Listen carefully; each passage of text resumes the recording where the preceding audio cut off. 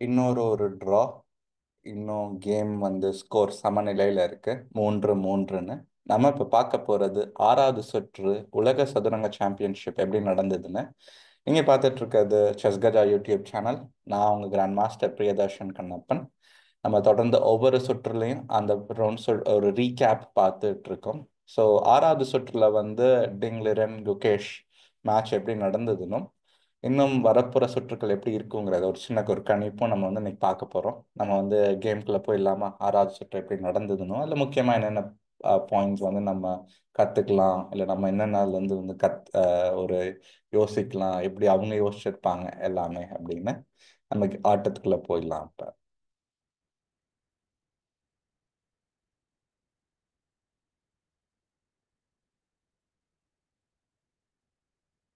So நம்ம இப்போ பார்த்தோம்னா ஆறாவது சுற்றுல வந்து டிங் லிரன் வந்து ஒயிட் பீசஸோடும் குகேஷ் பிளாக் பீஸோடும் விளையாண்டாங்க.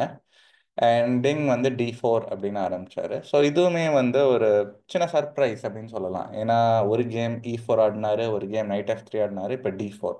ஸோ என்ன நடக்குதுன்னா, ஆப்பனண்ட்டை கெஸ் பண்ண, ஓப்பனிங் கெஸ் பண்ண ஒரு கணிக்க முடியாத மாதிரி ஒரு ஸ்ட்ராட்டஜி ட்ரை பண்ணணும் அப்படின்னு நினைக்கிறாங்க. பட் ஆனால் குகேஷ் வந்து எல்லாத்துக்கும் ஏன்னோ தயாராகி தான் வந்திருந்தாங்கிறது இந்த கேமோட முதல் பகுதி ஓப்பனிங் எப்படி போச்சுங்கிறத வச்சு நம்ம கண்டுபிடிக்கலாம். அதுக்கு Knight F6 அப்படின்னு வச்சார் குகேஷ்.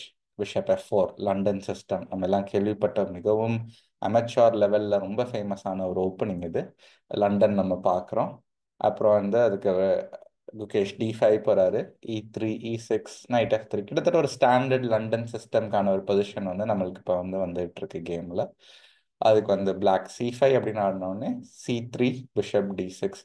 ஸோ இங்கே தான் வந்து ஒரு சின்ன ஒரு எதிர்பாராத ஒரு சின்ன ட்விஸ்ட் கொடுத்தாரு அப்படின்னு சொல்லலாம் லண்டன் சிஸ்டத்துக்கு டிங்.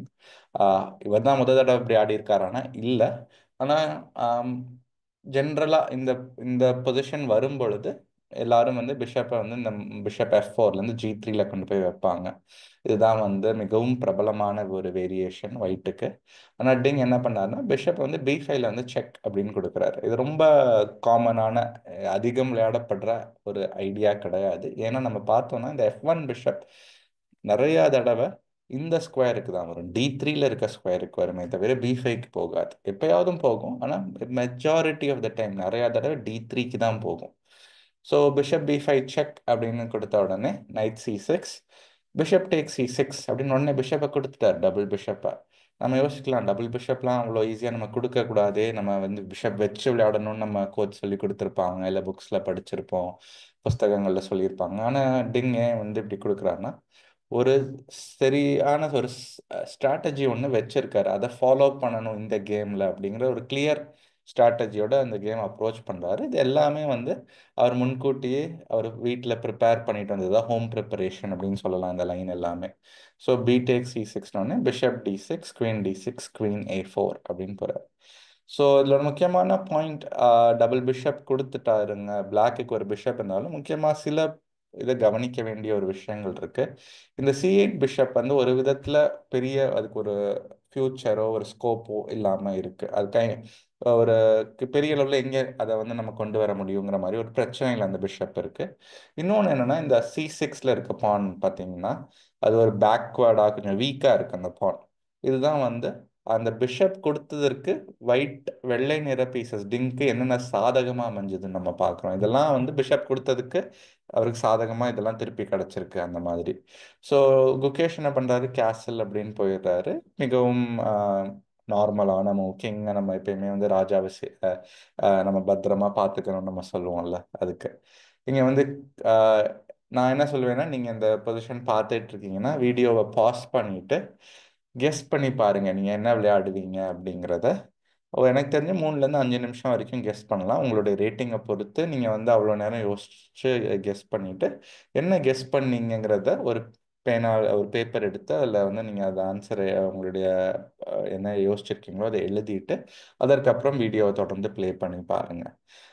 இந்த இதில் என்ன, எதுக்காக நான் இந்த பொசிஷனில் உங்களை யோசிக்க சொல்கிறேன்னா, ஒரு நல்ல ஒரு கொஞ்சம் எதிர்பாராத ஒரு ஐடியா, ரொம்ப இந்த ஐடியாவை பார்க்க மாட்டோம், அந்த மாதிரி ஒரு ஐடியாவை தான் டிங் இந்த இடத்துல விளையாண்டாரு.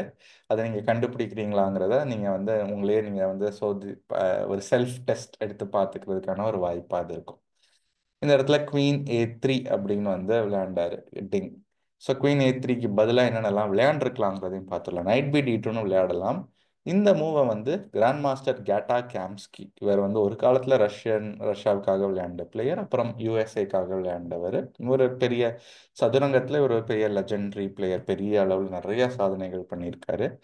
அவர் வந்து லண்டன் சிஸ்டம், நீங்கள் இன்கேஸ் நீங்கள் வந்து வெள்ளை ஒயிட் சைடு வச்சு லண்டன் சிஸ்டம் நான் கற்றுக்கணும் அப்படின்னு நினச்சா, நீங்கள் யாருடைய கேம்ஸை பார்த்து, யார் அதிகமாக விளையாண்டதை பார்த்து நீங்கள் கற்றுக்கணும்னு என்கிட்ட கேட்டிங்கன்னா, நான் முதல்ல சொல்கிறது கேட்டா கேம்ஸ்கியை தான். அவர் விளையாண்ட அளவுக்கு லண்டன் சிஸ்டம் எனக்கு தெரிஞ்சு அந்த டாப் லெவலில் யாரும் விளையாண்டுருக்க மாட்டாங்க. அண்ட் லண்டன் சிஸ்டத்தை பற்றி கிட்டத்தட்ட எல்லாமே அவருக்கு தெரியும். இந்த பர்டிகுலர் ஓப்பனிங்கை பற்றி இவர் வந்து ஒரு லண்டன் சிஸ்டத்தின் என்சைக்ளோபீடியா அப்படின்னு நம்ம சொல்லலாம். கேட்டா கேம்ஸ்கி அவர் நைட் பி D2 நிறைய கேமில் விளையாண்டுருக்காரு இந்த பொசிஷனில். நைட் பி2 இல்லாமல் இந்த பொசிஷன் வந்து ஒரு தடவை டிங் அவருக்கே நடந்திருக்கு. அவர் ஆனால் இப்போ வந்து பிளாக் சைட் கருப்பு நிற பீசஸ் வச்சிருந்தார். அப்போ வெள்ளை நிற பீசஸில் விளையாண்டது யாருன்னா மேக்னஸ் கால்சன். ஸோ கால்சன் என்ன பண்ணாரு, டிங்கோட சில இது வந்து ஒரு ஒரு ஒரு வருஷம் முன்னாடி நடந்த ஒரு ஆட்டத்தில் கேசல் அப்படின்னு போயிருந்தாரு. அப்புறம் வந்து CD4 இப்படி தான் அந்த அந்த பர்டிகுலரான கேம் வந்து கண்டினியூ ஆகி இருந்தது. ஆனால் இப்போ என்ன பண்ணுறாரு டிங் வந்து அந்த கேம் அவருக்கு அவர் வந்து கருப்பு நிற பீஸ் வச்சு விளையாண்டதுனால இப்போ வெள்ளை நிற பீஸ் வரும்போது ப்ரிப்பரேஷனோட வர்றாரு. நம்ம கால்சனோட எப்படி வந்து ஒரு அதை விட ஒரு சிறந்த மூவ் எப்படி வைக்க முடியும் போது அவரோட யோசனையில் குவீன் A3 சிறந்த மூவாக இருக்கு. குவீன் A3 முக்கியமாக என்ன பண்ணுதுன்னா இந்த பான் C5ல இருக்க பான் மேலே ஒரு ஒரு ஒரு அழுத்தம், ஒரு ப்ரெஷர் கொடுக்குது. இந்த D6 குவீன் வந்து அதாலையும் ஒன்றும் பண்ண முடியாது. Kind of it's a stuck அப்படின்னு நம்ம சொல்லலாம். ஓகே, இந்த பொசிஷனில் நீங்கள் வந்து கருப்பு நிற பீசஸ் வச்சுருக்கீங்கன்னா என்ன விளையாடுவீங்க குவீன் A3ங்கிறது தான் கேள்வி. திருப்பி நான் சொல்கிறது, நீங்கள் வீடியோவை பாஸ் பண்ணுங்கள், யோசிங்க, என்ன விளையாடுவீங்கங்கிறத உங்கள் அந்த ஒரு மூவ் மட்டும் யோசிக்காதீங்க. நீங்கள் விளையாடுறதுக்கு வெள்ளை நிற பீசஸ் என்ன விளையாடுவாங்க, அந்த ஆப்போனண்ட்டோட மூவையும் சேர்த்து யோசிங்க. ஒரு ப்ராப்பர் கேல்குலேஷனாக நீங்கள் வந்து இதை பண்ணீங்கன்னா உங்களுடைய செஸ் ஸ்கில்ஸ், உங்களுடைய செஸ் திறன் வந்து நல்லா மேம்படும் என்னை கேட்டிங்கன்னா. சரி, யோசிச்சிட்டிங்களா என்ன விளையாடுவீங்க அப்படின்னு? நீங்கள் வந்து இந்த இடத்துல நான் நைட் E4 போவேன்னு நீங்கள் வந்து கணிச்சிருந்தீங்க, இல்லைன்னா அதுதான் உங்களுடைய பென் அண்ட் பேப்பரில் எழுதி வச்சுருந்தீங்கன்னா மிகவும் சரியான ஒரு பதில் நைட் E4 அப்படிங்கிறது. நீங்கள் நைட் D7 அப்படின்னு எழுதி வச்சுருந்தீங்க அப்படின்னா இதுவும் ரெண்டுக்கும் என்ன வித்தியாசம்னு யோசிக்கலாம். ஏன்னா ரெண்டுமே வந்து இந்த பானை தான் சப்போர்ட் பண்ணுது, E4லேருந்தும் C5. ஆனால் நைட் D7ல இருக்கும்போது இது கொஞ்சம் பாசிவாக இருக்குது. அவ்வளவு வந்து கொஞ்சம் பின்னோக்கி வருது பாருங்க. இந்த நைட் E4 போயில நல்லா முன்னோக்கி போகிறோம், கொஞ்சம் பின்னோக்கி D7ல வரோம். அதுதான் பெரிய வித்தியாசம். நைட் D7ன்னு போனால் வெள்ளை நிற பீசஸ் வந்து கேசல் பண்ணிட்டு அப்புறம் ரூக் E8 மாதிரி போகல பொசிஷனை ஓப்பன் பண்ண ட்ரை பண்ணலாம். இந்த மாதிரி ஒரு பொசிஷன் கிடைக்கிறதுக்கான வாய்ப்புகள் மிகவும் அதிகம். இந்த பொசிஷன் வந்ததுன்னா ஒயிட் வெள்ளை நிற பீசஸ்க்கான ஒரு வாய்ப்புகள் அதிகமாக இருக்குது. கொஞ்சம் எளிதாக விளையாடக்கூடிய ஒரு பொசிஷன். கருப்பு பிளாக் சைடு வந்து கொஞ்சம் ஸ்ட்ரகிள் பண்ணுறாங்க அவங்களோட பீசஸை டெவலப் பண்ணவும். சென்டர் எஸ்பெஷலி இந்த 3 பான் C5 D5 E5 கொஞ்சம் அன்ஸ்டேபிளாக இருக்குன்னு நம்ம சொல்லலாம். அதனால easy to play as white. அதுதான் வந்து நம்ம எவாலுவேஷன் இந்த பொசிஷனில். சரி, நைட் D7 போகலை. டிங்கோட குவீன் A3 மூவுக்கு குகேஷ் சரியா நைட் E4 அப்படின்னு போனார். திருப்பி இது ஒரு முக்கியமான பொசிஷன். நம்ம வந்து இந்த இடத்துல ஒயிட் சைட் பீசஸ் வச்சுருக்கோம்னா திருப்பி நான் சொல்லுவேன் கெஸ் பண்ணுங்க. நான் திருப்பி திருப்பி ஒவ்வொரு மூவுக்கும் கெஸ் பண்ண சொல்கிறேன்னு பார்த்தீங்கன்னா, ஏன்னா இதுதான் வந்து இந்த பொசிஷனோட க்ரூஷியல் மொமெண்ட்ஸ், இந்த லாஸ்ட் 2 to 3 மூவ்ஸ். ஸோ இங்கேயும் கெஸ் பண்ணி பாருங்கள், நீங்கள் ஒயிட் சைடு வச்சுருந்தீங்கன்னா என்ன விளையாடுவீங்க அப்படின்னு. நான் கெஸ் பண்ணியிருப்பீங்கன்னு நான் நினைக்கிறேன். ஸோ நான் கேமை கண்டினியூ பண்ணுறேன். இந்த இடத்துல வந்து நைட் F D2 அப்படின்னு வச்சார் டிங். Night F D2வா? நான் நைட் B D2 தானே கெஸ் பண்ணேன், அது என்ன நைட் F D2 அப்படின்னா அதில் ஒரு சிறிய ஒரு மைன்யூட் டீட்டெயில் இருக்குது. அது என்னன்னா நைட் B D2 விளையாடும் பொழுது CD4ன்னு பிளாக் விளையாடலாம். இப்போ நைட் டேக்ஸ் E4ன்னு எதுவும் விளையாண்டா பிளாக் குவீன் A3ன்னு விளையாண்டுட்டு B takes A3 அப்புறம் DE4ன்னு ஆடுவாங்க. நைட் D4ன்னு விளையாண்டா பிஷப் A6. ஸோ இந்த பர்டிகுலர் டயக்னலை கண்ட்ரோல் பண்ணுறாங்க. அண்ட் வந்து ஓப்பன் ஃபைல்ஸை பிளாக் டேக் ஓவர் பண்ண முடியும். பிளாக்குக்கு ஒரு நல்ல பொசிஷன் இது. ஸோ இதுதான் வந்து நைட் B D2 போகிறதுனால பிரச்சனை. இது நைட் F D2ல வருமா இல்லை வராதான்னா ஒரு சின்ன சேஞ்ச் இருக்குது. நைட் F D2 போயில நம்ம அதையும் பார்க்க போகிறோம். அதுக்கு பதிலாக கேசல்னும் விளையாடலாம் ஒயிட் இந்த இடத்துல. இது ஒரு ரொம்ப பத்திரமா சேஃபாக விளையாடுற மாதிரி. ஆனால் பிளாக் அப்போ C4ன்னு வச்சிருவாங்க. பிளாக்குக்கு பெருசாக எந்த பிரச்சனையுமே கிடையாது.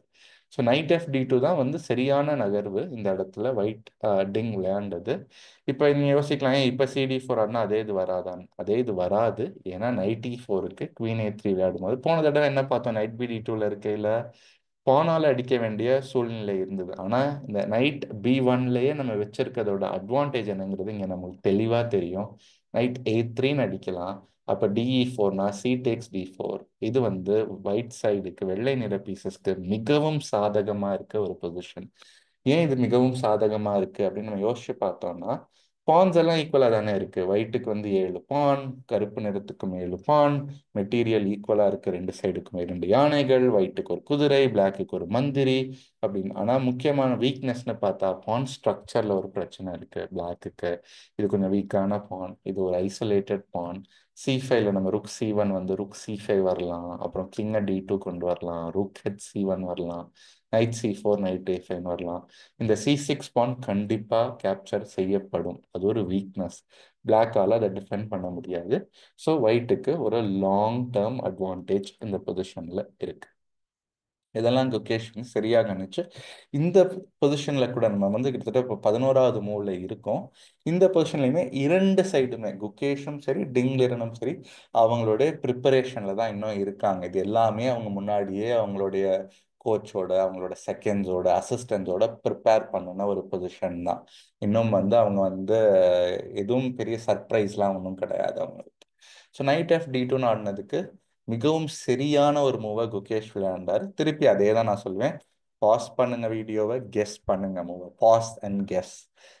வீடியோவை பாஸ் பண்ணிட்டு என்ன குகேஷ் விளையாண்டுருப்பாரு, இல்லை இந்த பொசிஷன்ல என்ன தேவை நமக்கு அப்படிங்கிறத கெஸ் பண்ணுங்க. அதில் முக்கியமாக வந்து ஒரு சின்ன ஒரு ஹிண்ட் வேணா நான் கொடுக்குறேன். நம்ம வந்து ட்ராபேக் ஆஃப் நைட் FD2 யோசிச்சு பாருங்க. நைட் F3ல இருந்ததற்கும் D2க்கு போனதுக்கும் அதனால் என்ன பிரச்சனைகள் ஒயிட் சைடுக்கு இருக்கு அப்படிங்கிறது, அதை வச்சு அவங்களுக்கு சில ஐடியாஸ் கிடைக்கலாம் என்னுடைய கணிப்பில். சரி, நீங்க கெஸ் பண்ணிட்டீங்கன்னு நினைக்கிறேன். நம்ம வந்து தொடர்ந்து கண்டினியூ பண்ணுவோம்.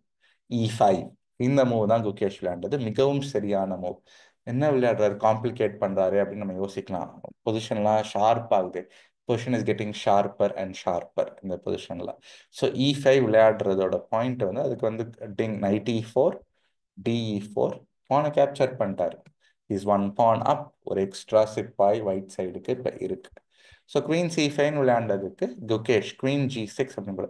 ஸோ குகேஷோட லாஜிக்கிங் என்னன்னா, நான் ஒரு பான் ஒரு சிப்பாய் எனக்கு போயிடுச்சு, ஆனால் எனக்கு வந்து என் கிங் சேஃபாக இருக்கு. கருப்பு நிற கிங் ஆல்ரெடி கேசல் செய்யப்பட்டு விட்டது. வெள்ளை நிற கிங் இன்னும் சென்டர் ஆஃப் த போர்ட்லேயே இருக்கு, இன்னும் வந்து எந்த சைடும் நகரவில்லைங்கிற மாதிரி. ஸோ இப்போ கேசல் பண்ணலாமான்னா பண்ணலாம், ஆனால் ஒரு சின்ன பிரச்சனை இருக்கு. அந்த பிரச்சனை என்னன்னா, பிளாக் பிஷப் H3ன்னு வச்சுட்டா இந்த பான் அட்டாக்ல இருக்கு. ஏன்னா இங்கே ஒரு டபுள் மேட்டிங் த்ரெட் இருக்கு. இந்த பானை நகர்த்தினா ரூக் இழந்துரும். இதுதான் பிரச்சனை. ஸோ இதை சரியா புரிஞ்சுக்கிட்ட டிங் வந்து G2வை நம்ம பெரிய அளவில் டிஃபெண்ட் பண்ண முடியாது, அதுக்கு சப்போர்ட் கொடுக்க முடியாது. ஏன்னா G3ன்னு வைக்கலாம். ஆனால் G3 வச்சா என்ன பண்ணுவாங்கன்னா, பிளாக் பிஷப் A6ன்னு வச்சு கேசல் பண்ணுறதுக்கான வாய்ப்பை ஃபுல்லாக தடுத்துருவாங்க. ஸோ இதெல்லாம் சரியா புரிஞ்சுக்கிட்ட டிங் என்ன பண்றாரு, நைட் D2 அப்படின்னு போறாரு. ஸோ குவீன் டேக்ஸ் G2ன உடனே லாங் கேசல். கிட்டத்தட்ட ரொம்ப ரொம்ப ஒரு காம்ப்ளெக்ஸான பொசிஷன் நம்ம வந்து ரீச் பண்ணியிருக்கோம் இந்த கேமில். ஏன்னா பான் ஸ்ட்ரக்சர் வந்து ஏசிமெட்ரிக்கலாக இருக்காதா, ஒரே மாதிரி இல்லை வெள்ளை நிறத்துக்கும் கருப்பு நிறத்துக்கும். குவீன்ஸ் கேஸ்லிங்கும் பார்த்தா ஒரு கிங் சைட் ஒயிட்ல வந்து குவீன் சைடில் பண்ணியிருக்காங்க, கருப்பு நிறம் கிங் சைடில் பண்ணியிருக்காங்க. அங்கேயும் ஒரு சிமெட்ரி இல்லை. அப்போ ஒயிட்டால வந்து பிளாக் கிங் அட்டாக் பண்ண வாய்ப்புகள் அதிகம், அதே மாதிரி பிளாக்கால ஒயிட் கிங் அட்டாக் பண்ண வாய்ப்புகள் அதிகம். இன்னொன்று பார்த்தீங்கன்னா, குவீனோட பொசிஷன்ஸ், குவீன்ஸ் எங்கே இருக்குது, C5லையும் G2லையும் மிகவும் ரொம்ப நம்ம பார்க்காத ஸ்கொயர்ஸில் போய் அவங்க அந்த குவீன்ஸ் இருக்கு. ஸோ இந்த மாதிரி ஒரு பொசிஷன் வந்து ஒரு ரிசல்ட்டுக்கு அதிக வாய்ப்பை உருவாக்குற மாதிரியான ஒரு நல்ல ஓப்பனிங் சாய்ஸ் என்ன கேட்டிங்கன்னா, Ding Liren actually got a very good opening choice in this 6வது சுற்றுல. ஸோ லாங் கேசல்னு ஆடினதுக்கு குகேஷ் குயின் F2 விளையாண்டாரு. அதற்கு DE5 அப்படின்னு டிங் விளையாண்டு அந்த பானையும் கேப்சர் பண்ணி E3ஐயும் டிஃபெண்ட் பண்ணிட்டார். ஸோ இந்த பொசிஷனில் தான் இதுவரைக்கும் குகேஷ் வந்து அவருடைய ப்ரிப்பரேஷனில் தான் இருந்தார் அப்படின்னு நம்ம வந்து எடுத்துக்கலாம். ஏன்னா ஓரளவு ஃபாஸ்ட்டாகவே அவரோட கேமை விளையாண்டுருந்தார். ஆனா இந்த இடத்துல தான் முதல் தடவை கொஞ்சம் சீரியஸா யோசிக்க ஆரம்பிச்சாரு. என்ன இருக்கு, அவரோட பொசிஷன் எப்படி இருக்குங்கிறத யோசிக்க ஆரம்பிச்சார். ஸோ இங்கதான் அவரோட ப்ரிப்பரேஷன் முடிஞ்சதுன்னு நம்ம வந்து எடுத்துக்கலாம். இந்த இடத்துல என்ன பண்ணாருன்னா ருக் பி எயிட் அப்படின்னு போறாரு. ஸோ ருக் பி எயிட்டோட லாஜிக் என்னன்னா, உடனே நம்ம யோசிச்சோம்னா B2 பான் மேல ப்ரெஷர் போடுறாரு. அது வந்து ரொம்ப லாஜிக்கலான ஒரு ஐடியா. ஏன்னா அது ஒரு ஓப்பன் ஃபைல் B5. B2 வந்து நம்ம ஒரு மேட்டிங் த்ரெட் உருவாக்கலாமா, எப்படியாவது அந்த குவீனையும் வச்சு அட்டாக் இப்போதைக்கு பண்ண முடியாது, நைட் B2ல இருக்கு, பட் அட்டாக் பண்ண முடியுமா அப்படிங்கிற மாதிரி. இதற்கு வந்து டிங் நைட் C4 அப்படின்னு, ஸோ நைட்டை வச்சு B2வை இன்னும் டிஃபெண்ட் பண்ணிக்கிட்டே தான் இருக்காரு. அதுக்கு பிஷப் E6 அப்படின்னு சொல்றாங்க. So very straight forward idea. Gukesh வந்து இந்த டிஃபெண்டரை எலிமினேட் பண்ணிட்டு B2வை கேப்சர் பண்ண போறாரு. ஸோ அப்படின்னா நம்ம என்ன பண்ணுவோம், நம்ம செக்மேட் ஆகிறதுக்காக விளையாடல ஒயிட் சைடு வச்சுட்டு ரூக் D2 அப்படின்னு அந்த ப்ரெஷர், அந்த B2 பான் மேல இருக்க அழுத்தத்தை கிளியர் பண்றாரு ரூக் D2 வச்சு. ஸோ இதுக்கு வந்து queen F3, rook E1, bishop C4, இதெல்லாம் வந்து லாஜிக்கலான மூவ்ஸாக நம்ம பார்த்துக்கலாம். இல்லை நீங்கள் வந்து நான் இது இப்படிலாம் ஆடி இருக்க மாட்டேன், நான் வேற ஏதாவது ஆடி இருப்பேன், இல்லை அதுதான் என்னோட யோசனையாக இருந்தது, ஏன் இது குகேஷ் விளையாண்டா இல்லை டிங் ஆடினார்னா நீங்கள் வந்து யோசிச்சு பாருங்க. கண்டிப்பாக நல்ல லாஜிக் உங்களுக்கு புரியும், ஏன் விளையாண்டுருக்க மாட்டாங்க நீங்கள் கணிக்கிற மூக்களை அப்படிங்கிறது. So bishop C4, queen take C4, இதுக்கு வந்து குவீன் F5 அப்படின்னு குகேஷ் வைக்கிறார். நம்ம 20வது மூல இருக்கோம். இந்த பர்டிகுலர் மூமெண்ட்ல தான் டிங் வந்து கிட்டத்தட்ட உண்மையிலே யோசிக்க ஆரம்பிக்கிறார். இது வரைக்கும் கட கட கடன்னு அவர் வந்து இது வரைக்கும் ப்ரிப்பேர் பண்ணிட்டு வந்த விளையாண்டார்னு சொல்லலாம். 20 மூவ் ப்ரிப்பரேஷன் வந்து ஒரு மிகவும் நல்ல ஒரு ப்ரிப்பரேஷன் என்ன world championship match. And the position போர்டில் என்ன இருக்கோ what he got was a very good position to start with. So இப்போ குவீன் டேக் C6 அடிக்கிறாரு, queen E5, queen D5, queen E7. இந்த பொசிஷன் வந்து நம்ம என்ன கேட்டிங்கன்னா பாஸ் பண்ணுங்க, கால்குலேட் பண்ணாதீங்க, முதல்ல எவாலுவேட் பண்ணுங்க பொசிஷனை. இந்த பொசிஷனில் எவாலுவேட்னா உங்களுக்கு வந்து வெள்ளை நிற பீசஸ் வச்சு விளையாட பிடிச்சிருக்கா இல்லை கருப்பு நிற பீசஸ் வச்சு விளையாட பிடிச்சிருக்கா அப்படிங்கிறத முதல்ல யோசிச்சு பாருங்க. அது எப்படி நம்ம கண்டுபிடிக்கிறது, எனக்கு எந்த கலர் வச்சு விளையாடணும் பிடிச்சிருக்கு அப்படின்னா, அது நிறைய விஷயம் விதத்தில் நம்ம ஒரு பொசிஷனை எவாலுவேட் பண்ணலாம். முக்கியமாக வந்து நம்ம கிங், நம்ம ராஜா வந்து பத்திரமா இருக்காரான்னு நம்ம கம்பேர் பண்ணி பார்க்கணும். வெள்ளை ராஜாவுக்கும் கருப்பு ராஜாவுக்கும் எந்த ராஜா அதிக பத்திரமா சேஃபா இருக்காங்க அப்படிங்கிறத பார்க்கணும். அது ஒருவேளை ஈக்குவலா பத்திரமா இருக்காங்க, இல்ல ஒரு ராஜா வந்து இன்னொரு ராஜா விட சேஃபா இருக்காருனாலும் நம்ம அடுத்து எதை வந்து முக்கியமா எவாலுவேட் பண்ணல பார்க்கணும்னா ஆக்டிவிட்டி ஆஃப் பீசஸ் அப்படின்னு சொல்லுவோம். அதாவது ஒயிட்டோட ராணியும் பிளாக் சைடோட ராணியும் எவ்வளோ ஆக்டிவா இருக்காங்க comparison. ஒயிட்டோட D2 ரூக்கும் பிளாக்கோட B8 ரூக்கும், ஒயிட்டோட E1 ரூக்கும் F8 ரூக்கும், இந்த மாதிரி பீஸ் டு பீஸ் கம்பேரிசன் பண்ணும்போது நமக்கு வந்து ஒரு தெளிவு கிடைக்கும் எந்த சைடு வந்து ஆக்டிவாக இருக்காங்க. ஸோ ராஜா எவ்வளோ சேஃபாக இருக்காங்க முக்கியம், அதுக்கு அடுத்து எந்த பீசஸ் ரொம்ப ஆக்டிவாக இருக்குங்கிறது முக்கியம். இதை முக்கியமாக நம்ம கவனிக்கணும். ஸோ இந்த பொசிஷனை நீங்கள் நல்லா அனலைஸ் பண்ணி, அதாவது எவாலுவேட் பண்ணி பார்த்தீங்கன்னா white has a very good comfortable advantage. அதாவது ஒயிட் சைடு வந்து இந்த பொசிஷனில் நல்ல வெற்றிக்கான வாய்ப்புகள் அதிகம். கருப்பு நிற சைடுக்கு வெற்றிக்கான வாய்ப்புகள் கிட்டத்தட்ட எதுவுமே இல்லை, ஆனால் ட்ராப் பண்ண வாய்ப்புகள் இருக்கு. அதாவது நம்ம வந்து நிறைய இதில் செஸ்ல சொல்லுவோம் பிளேயிங் ஃபார் டூ ரிசல்ட்ஸ் அப்படிங்கிறது ஒரு ஃபேமஸான கோட். அதாவது நான் விளையாடுறது ஜெயிக்கிறதுக்கு இல்லை ட்ராப் பண்ணுறதுக்கு, என் ஆப்போனன்ட் விளையாடுறது தோக்குறதுக்கு இல்லை ட்ராப் பண்ணுறதுக்கு. ஸோ அந்த தோக்குறதுங்கிற ஈக்குவேஷனே கேமை விட்டு போயிட்டா அது ரொம்ப நல்ல பொசிஷனில் பிளேயிங் ஃபார் டூ ரிசல்ட்ஸ்ங்கிறது கிட்டத்தட்ட இதுதான். So queen D5, queen E7 அப்படின்னு போனதுக்கு குவீன் D6 அப்படின்னு டிங்லிரன் வச்சாரு. ஆனால் அதுக்கு பதிலாக ரூக் D1 வச்சிருக்கணுங்கிறது தான் வந்து என்னுடைய பார்வை. ஏன் ரூக் D1 வச்சிருக்கணும்னா இப்போ D5ல கம்ப்ளீட் கண்ட்ரோல், அந்த ஓப்பன் ஃபைல கம்ப்ளீட்டாக கண்ட்ரோல் பண்ணிட்டாரு. And D5 is a very முக்கியமான, மிகவும் முக்கியமான ஒரு ஓப்பன் ஃபைல். ஏன்னா it's in the centre of the board. And அந்த D5 கண்ட்ரோல் பண்ணனால D7 ஸ்கொயரை ஆக்சஸ் பண்ணுறதுக்கான வாய்ப்புகள் அதிகமாக இருந்திருக்கும். ஸோ இந்த மாதிரி ஒரு ரூக்கி D1 வச்சுட்டு மெல்ல பொறுமையாக கொஞ்சம் கொஞ்சமாக பொசிஷனை இம்ப்ரூவ் பண்ணி H6 வச்சா குவீன் F5 மாதிரி வந்து D2ல இருக்க ரூக்கை D7 கொண்டு போய் ஸ்டெப் பை ஸ்டெப் இம்ப்ரூவ் பண்ணார்னா டிங் இந்த கேம் ஜெயிக்கிறதுக்கான வாய்ப்புகள் மிகவும் பிரகாசமாக இருந்திருக்கும். ஆனால் அதற்கு பதிலாக டிங் என்ன பண்றாரு, குவீன் D6 அப்படின்னு போறாரு. குவீன் G5 உடனே யாரும் எதிர்பாராத விதமாக குவீனை எக்ஸ்சேஞ்ச் பண்ண ரிப்பீட் பண்ணுறாருன்னு தான் நம்ம நினைப்போம். ஆனால் it's an indirect draw offer. நம்ம ரிப்பீட் பண்ணி த்ரீ ஃபோல்ட் ரெப்படிஷன் பண்ணி ட்ரா எடுத்துக்கலாமான்னு கேட்குறாரு. இது கொஞ்சம் எதிர்பார்க்க முடியாத ஒரு முடிவுன்னு தான் நான் நினைக்கிறேன். ஏன்னா நீங்கள் வந்து 20 மூவ் ப்ரிப்பேர் பண்ணிட்டு வர்றீங்க, நல்ல பொசிஷன் கிடைக்குது. 25வது மூவ்ல ஏன் ட்ராக்கு நோக்கி போறீங்க? இது நம்ம தொடர்ந்து டிங்கோட இதில் நம்ம பார்த்துக்கிட்டே வர்றோம். இந்த வேர்ல்ட் சாம்பியன்ஷிப் மேட்ச்சில் நல்ல பொசிஷன் எடுக்கிறாரு.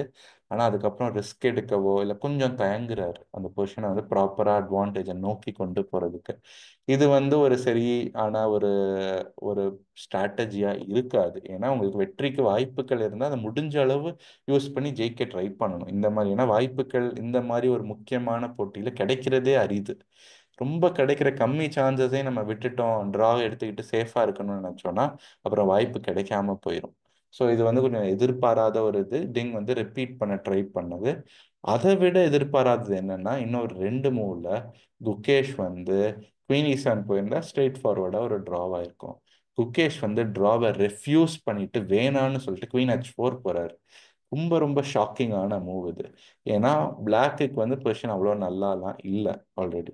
அப்படி இருக்கையில் ஒயிட் சைடு ட்ரா ஆஃபர் பண்ணால் இன்னொன்று பிளாக் சைடு தானே விளையாடுறீங்க, ட்ராவை எடுத்திருக்கலாம். பை ஆல் மீன்ஸ் வந்து கருப்பு நிற பீஸ் வச்சிருக்க குகேஷ் ஏன் ரெஃப்யூஸ் பண்ணாரு இந்த ரிப்பீட் பண்ணுறாங்கிறது ஒரு புரியாத புதிர் நம்ம சொல்லணும்னா. ஐ மீன் அவர் வந்து போஸ்ட் கேம் கான்ஃபரன்ஸில் சில இதை சொன்னார், இல்லை எனக்கு ட்ரா எடுக்க விருப்பம் இல்லைங்கிற மாதிரி. பட் ஆனால் லாஜிக்கலாக யோசிச்சா ட்ரா அந்த குவீன் E7 வச்சு ரிப்பீட் பண்ணுறது தான் சிறந்ததாக இருந்திருக்கும்.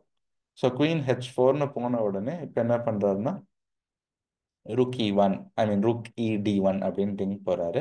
இப்போ திருப்பி D5ஓட கம்ப்ளீட் கண்ட்ரோல் ஒயிட்டுக்கு வந்துருச்சு. G6, Queen E5, குவீனை சென்ட்ரலைஸ் பண்ணுறாரு. அண்ட் D5ல rook is ready to enter in to the 7th rank, இல்லை 7வது இல்லை 8வது ரேங்கை என்டர் பண்ண வாய்ப்பு கிடைக்கும் போது ரெடியாக இருக்காங்க. ஸோ ருக் E8 அப்படின்னு போகிறாரு குகேஷ். Queen G3. ஸோ திருப்பி இது ஒரு குவீன் எக்ஸ்சேஞ்ச். இதுக்கு பதிலாக Queen A5 மாதிரியும் போயிருக்கலாம் அந்த பானை அட்டாக் பண்ணுறதுக்கு. இல்லை முக்கியமாக நம்ம என்ன பார்க்கணும்னா பான்ஸ், அதாவது சிப்பாய்கள் 2 சைடுக்கும் 5 தான் இருக்கு, ஈக்குவலாக தான் இருக்கு. அப்போ ஆனால் அதில் ஒரு குவாலிட்டி என்னன்னா, வெள்ளைங்கிறதுக்கு பார்த்தீங்கன்னா குவீன் சைடில் 3 சிப்பாய்களும் பிளாக்குக்கு ஒரு சிப்பாயும் தான் இருக்கு. பி, சி 3 சிப்பாய்கள் இருக்கு, பிளாக்குக்கு 1 தான் இருக்கு. சென்டர்ல பார்த்தீங்கன்னா 1:1 ஈக்குவலாக இருக்கு. கிங் சைடில் பார்த்தா ஒயிட் சைடுக்கு ஒரே ஒரு பான் இருக்கு, பிளாக்குக்கு 3 இருக்கு. ஸோ பிளாக் வந்து கிங் சைடில் அவங்களோட பானை புஷ் பண்ணி ஃபார்வர்ட் வர ட்ரை பண்ணணும், ஒயிட் வந்து குவீன் சைட் பானை புஷ் பண்ணி கொண்டு போக ட்ரை பண்ணணும். ஆனால் இது ரெண்டுலேயுமே ஒரு பிரச்சனை இருக்கு. ஏன்னா நீங்கள் பானை புஷ் பண்ண சிப்பாய்களை முன்னோக்கி தள்ள தள்ள தள்ள கிங் ராஜா வீக் ஆகிட்டே வருவாங்க. ஏன்னா அந்த சைடில் தானே நான் வந்து கிங் ராஜாக்கள் இருக்காங்க. குவீன் சைடில் பார்த்தா ஒயிட்டுக்கான ராஜா இருக்காரு, கிங் சைடில் பார்த்தா பிளாக்குக்கான ராஜா இருக்காரு. நீங்கள் அந்த கிங்க்கு முன்னாடி ராஜாக்கு முன்னாடி இருக்கப்போ அந்த புஷ் பண்ண பண்ண பண்ண வீக்னஸ் அதிகமாகும். அதுதான் பிரச்சனை. ஸோ ருக் E8க்கு Queen A5 மாதிரி போகி இருக்கலாம், போய் Queen A7 த்ரெட்டன் பண்ணியிருக்கலாம். இது ஒரு காம்ப்ளிகேட்டடான பொசிஷன். ஆனால் ஆட்டம் இந்த மாதிரி ஒரு நகர்வை நோக்கி நகர்ந்திருக்க வாய்ப்புகள் மிகவும் அதிகம். ருக் A6 C4 எப்படின்னு. அண்ட் கொஞ்சம் ப்ரெஷர் இருக்கு ஒயிட் கிங் மேலே. ஆனால் white can hold this in my opinion. அதுதான் இது. பட் ஆனால் கேமில் என்னன்னா ருக் D8க்கு Queen G3 அப்படின்னு குவீன் எக்ஸ்சேஞ்ச் ஆஃபர் பண்ணுறாரு. ஸோ டிங்கோட ஸ்ட்ராட்டஜி எப்படி இருக்குன்னா, ரிஸ்க்கை முடிஞ்ச அளவு அவாய்ட் பண்ணுங்கிற மாதிரி ஒரு ஸ்ட்ராட்டஜியே போகிறாரு. ஆனால் ரிஸ்க்கை அவாய்ட் பண்ணுறேங்கிற பேரில் ஜெயிக்கிற வாய்ப்புகளையும் கோட்டை விட்டுடுறாரு. அப்படிங்கிறது தான் வந்து என்னுடைய எண்ண ஓட்டமாக இருக்கு. ஸோ Queen G3, அதுக்கு வந்து Queen H5 அப்படின்னு குகேஷ் போகிறாரு. இதுவும் வந்து Queen G3ன்னு அடிச்சிருக்கலாம், அது கொஞ்சம் பெட்டராக இருந்திருக்கும்.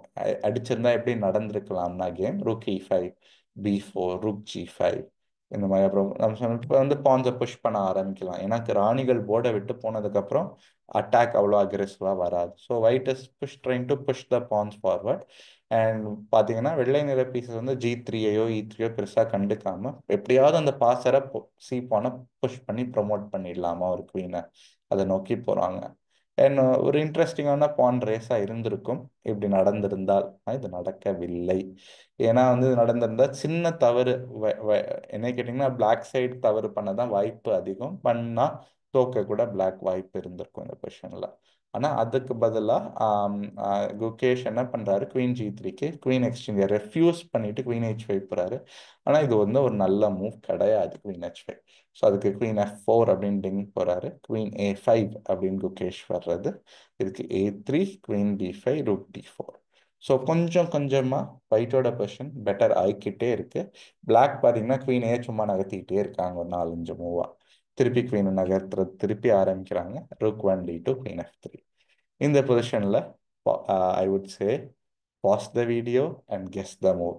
வீடியோவை வந்து பாஸ் பண்ணிட்டு என்ன விளையாடுவீங்க நீங்கள் ஒயிட் சைட் வெள்ளை நிற பீஸ் இங்கே வச்சிருந்தா என்ன விளையாண்டுருப்பீங்கன்னு ஒரு 3-5 நிமிஷம் தீவிரமாக யோசிங்க.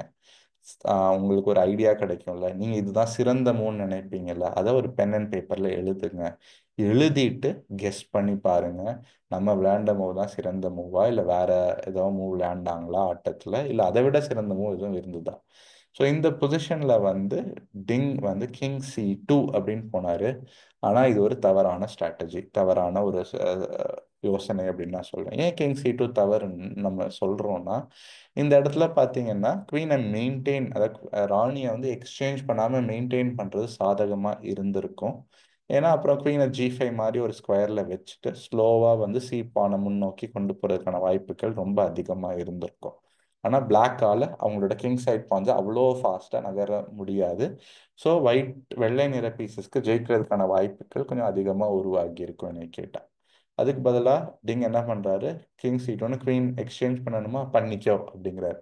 ஆனால் இது வந்து ரிஸ்க் எலிமினேஷனை தவிர ஜெயிக்கிறதுக்கான வாய்ப்பு இதில் எதுவும் இல்லை.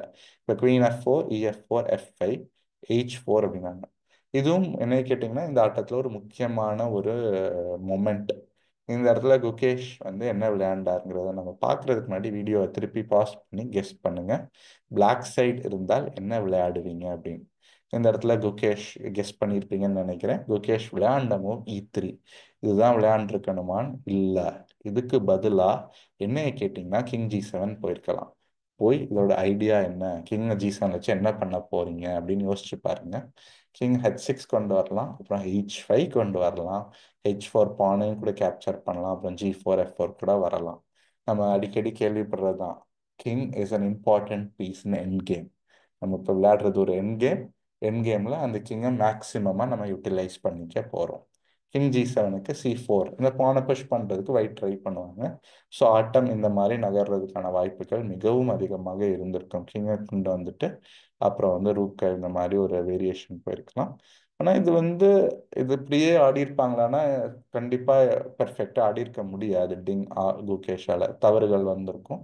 பெர்ஃபெக்டாக ஆடியிருந்தா இந்த மாதிரி ஒரு பொசிஷனை நோக்கி, ஒரு நகர்வை நோக்கி நம்ம இந்த ஆட்டம் நகர்ந்திருக்கும். இந்த பொசிஷன் வந்து கம்ப்யூட்டரை வச்சு அனலைஸ் பண்ணால் அன்கிளியர், அதாவது ஈக்குவல்னு சொல்லும். மனிதர்களுக்கு இது வந்து கொஞ்சம் கஷ்டமான பொசிஷன். என்ன கேட்டிங்கன்னா முக்கியமாக ஒயிட் சைடு வெள்ளை நிற பீசஸ் வச்சிருக்கவங்களுக்கு ஒரு கஷ்டமான பொசிஷன். ஏன்னா சரியா விளையாடலன்னா தோக்கிறதுக்கான வாய்ப்புகள் மிகவும் மிகவும் அதிகம். சரி, h4 விளையாண்டாரு. e3 அப்படின்னு 36வது நகர்ல குகேஷ் விளையாண்டார். e3 அவ்வளவு சரியான நகர்வு கிடையாது. So e3 விளையாண்டதுக்கு rook e2 rook e7 இப்படி விளையாண்டுட்டு h5. இப்போ டிங்கோட லாஜிக் என்னன்னா, நம்ம இந்த h பான் தனியாக இருக்கு, அது வந்து ஒரு ஐசோலேட்டடாக இருக்கு, நம்ம அதை எப்படியும் எக்ஸ்சேஞ்ச் பண்ணிடுவோம். நம்ம வீக் பான் எல்லாம் எக்ஸ்சேஞ்ச் பண்ணிடுவோம், அதாவது சத்து இல்லாத வீக்கான இதெல்லாம் எக்ஸ்சேஞ்ச் பண்ணிட்டா மிச்சம் இருக்கிறது எல்லாமே நல்ல இதுவாக இருக்கும் அப்படிங்கிற ஒரு லாஜிக்கில் எக்ஸ்சேஞ்சுக்கு ஆஃபர் பண்ணுறாரு.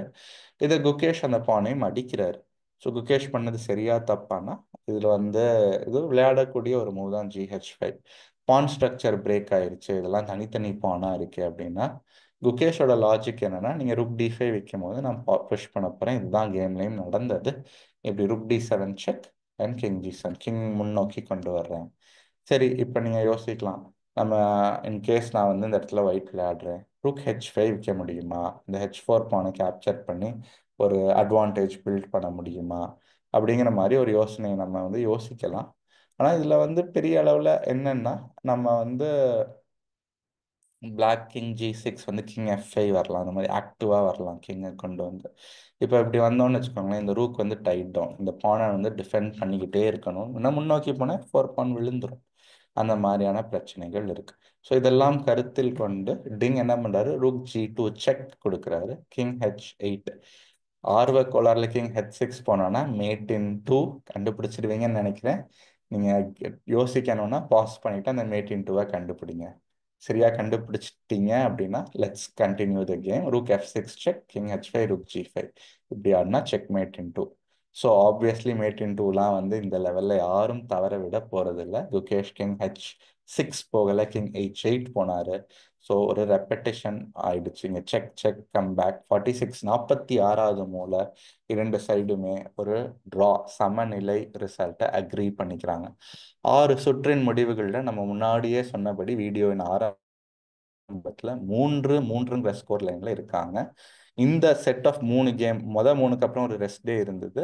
இந்த மூணுக்கு அப்புறம் இது 6வது சுற்று, 4வது சுற்று, 5வது சுற்று, 6வது சுற்று, இது மூணுமே ட்ரால தான் முடிஞ்சிருக்கு. ஸோ ஒரு ரெஸ்ட் டேக்கு அப்புறம் திருப்பி இப்போ விளையாட போகிறாங்க 7வது சுற்று.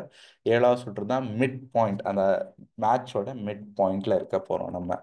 இது வரைக்கும் எப்படி போயிருக்கு இந்த ஆட்டங்கள் ஆறையும் சேர்த்து சொல்லணும் அப்படின்னா, டிங் வந்து நல்ல பொசிஷன்ஸை தொடர்ந்து எடுத்திருக்காரு. அவரோட ஓப்பனிங் ப்ரிப்பரேஷன் நல்லாவே இருந்திருக்கு. குகேஷால பெரிய அளவில் ஓப்பனிங்கில் டிங் பிரச்சனை கொடுத்தோ அவரை யோசிக்க பெரிய அளவில் அவரை வந்து ஒரு ப்ரெஷர் கொடுக்கறதுக்கான வாய்ப்புகளை இது வரைக்கும் உருவாக்கலை.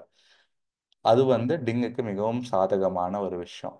அதே இதில் இன்னொன்று என்னன்னா, குகேஷோட நிறையா டெசிஷன்ஸை வந்து நம்மளால ஈஸியாக எக்ஸ்பிளைன் பண்ண முடியல. ஏன்னா 6வது சுற்றில் பார்த்தா அந்த நம்ம பார்த்த ஆட்டத்தில் அந்த ட்ராவை ரெஃப்யூஸ் பண்ணுறது, இல்லைன்னா 5வது இதுக்கு முந்தின சுற்றில் பார்த்தீங்கன்னா வந்து ஒரு சின்ன தவறு நடந்தது. அவர் வந்து மிஸ்கால்குலேட் பண்ணியிருந்தாரு. டிங் ஹேட் அன் அட்வான்டேஜ். ஸோ இந்த மாதிரி கால்குலேஷனல் மிஸ்டேக்ஸ் கொஞ்சம் வருது குகேஷ்க்கு. அதுவும் கொஞ்சம் கவலைப்பட வேண்டிய ஒரு விஷயம். ஆனால் டிங் பண்ணுற தவறு என்னன்னா, நம்ம அடிக்கடி இது பார்த்துட்டோம் 6 சுற்றுக்கள்ல, நிறையா சுற்றுக்கள்ல நல்ல பொசிஷன் கிடைச்சாலும் அதை வந்து கிடைக்கிற வாய்ப்புகளை பயன்படுத்திக்க மாட்டேங்கிறார். கொஞ்சம் இந்த மாதிரி வாய்ப்புகள் கிடைக்கல யூஸ் பண்ணி பார்க்கணும். ஆப்போனண்ட்டை கொஞ்சம் ப்ரெஷர் பண்ணி பார்க்கணும்.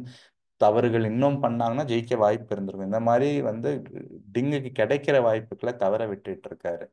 அவர் என்ன நினைக்கலாம் அப்படின்னா, நம்ம ட்ராப் பண்ணிக்கிட்டே போயிடுவோம் 14வது சுற்று வரைக்கும், நம்ம ரேப்பிட் டை பிரேக்கரை நோக்கி போயிடலாம் அப்படின்னு. ஆனால் அப்படி நடக்காது. இன்னொன்று டிங் என்ன யோசிக்கலாம்னா, சுற்றுக்கள் அதிகம் ஆக ஆக குகேஷ்கான ப்ரெஷர் அதிகமாகும். ஏன்னா குகேஷ் வந்து அவ்வளோ நல்ல ரேப்பிடோ பிளிட்ஸ் பிளேயரோ கிடையாது கிளாசிக்கல், இந்த ஃபார்மேட்டை கம்பேர் பண்ணும்போது கிளாசிக்கல் ஃபார்மேட்டை. ஸோ டிங்கோட ஸ்ட்ராட்டஜி என்ன வியூகமாக இருக்குன்னா, நம்ம இப்படியாவது எல்லா கேமையும் ட்ராப் பண்ணி ஸ்கோரை சம நிலையில் வச்சு ரேப்பிடோட பிளிட்ஸுக்கு கொண்டு போயிடுவோம், டை பிரேக்கருக்கு கொண்டு போயிடுவோம் அப்படின்னு. ஸோ ஆனால் அப்போ என்ன நம்ம யோசிச்சு பார்க்கணும் அப்படின்னா, குகேஷ்க்கு அப்போ என்ன சாதகமாக போகுது. இது வரைக்கும் நிறைய மைனஸ் பற்றி பேசியிருக்கோம். இப்போ குகேஷ்க்கு என்ன சாதகமாக இருக்குது இந்த சுற்றுல இது வரைக்கும் அப்படின்னு நம்ம யோசிச்சு பார்த்தோம்னா, குகேஷ்க்கு முக்கியமாக சாதகமாக நான் சொல்கிறது என்னென்னா, அவரோட கான்ஃபிடென்ஸ் கொஞ்சம் கொஞ்சமாக வந்து இப்போ கூடிக்கிட்டு வருது. ஏன்னா முதல் ரவுண்ட் பார்த்தோம் எவ்வளோ நர்வஸாக இருந்தார். இப்போ 6வது சுற்றை நோக்கி நம்ம வந்துட்டோம். அண்ட் வந்து பார்த்தீங்கன்னா இந்த சான்சஸை கொஞ்சம் எடுக்கிறாரு. அதை பாசிட்டிவாகவும் பார்க்கலாம், நெகட்டிவாகவும் பார்க்கலாம். அவருக்கு கொஞ்சம் தைரியமாக இருக்கார். நம்ம எப்படியாவது ஒரு வாய்ப்பை உருவாக்கிடுவோம் அப்படிங்கிறத வரும் சுற்றுக்களில் பார்ப்போம். அவர் எப்படி அந்த வாய்ப்புகளை உருவாக்குறாரா இல்லை இல்லையா அப்படிங்கிறது. 7வது சுற்று என்னை கேட்டிங்கன்னா வந்து எப்படி போகும்னா, குகேஷ் ஒயிட் சைட் பீசஸ் வச்சிருக்க போறாரு, டிங் பிளாக் வச்சிருக்க போறாரு. E4 ஆடுவாரா குகேஷ்னா, என்னை கேட்டிங்கன்னா E4 ஆட மாட்டாருன்னு நான் நினைக்கிறேன். ஃபர்ஸ்ட் நகர்வா வேற ஏதாவது கொஞ்சம் மிக்ஸ் பண்ணி விளையாட பார்ப்பாரு, சர்ப்ரைஸ் கொடுக்க பார்ப்பாரு. E4 ஆட மாட்டார் அப்படின்னு.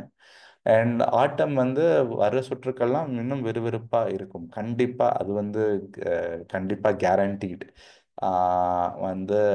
ஆனால் ஒரு விதத்தில் எப்படின்னா, ரிஸ்க் எடுக்க ரெண்டு சைடுமே கொஞ்சம் பயப்படுவாங்க. ஏங்கிறதையும் சொல்லிட்டேன். ஏன்னா சுற்றுக்கள் குறைய குறைய இன்கேஸ் ஏதோ ஒரு எதிர்பாராமல் ஒரு ரிசல்ட் வந்துடுது, ஒரு சைடு ஜெயிச்சிடுறாங்கன்னா அந்த கேட்சப் பண்ணுறது அவ்வளோ ஈஸி இல்லை. சுற்றுக்கள் குறைய குறைய ரிஸ்க் இன்னும் அதிகமாக எடுக்கணுங்கிறனால சேஃப் கேமை அதிகமாக விளையாட ஆரம்பிப்பாங்க ரெண்டு பிளேயரும். இது வரைக்கும் அப்படிதான் நிறைய வேர்ல்ட் சாம்பியன்ஷிப் மேட்சஸ்லாம் நம்ம பார்த்துருக்கோம் முன்னாடி.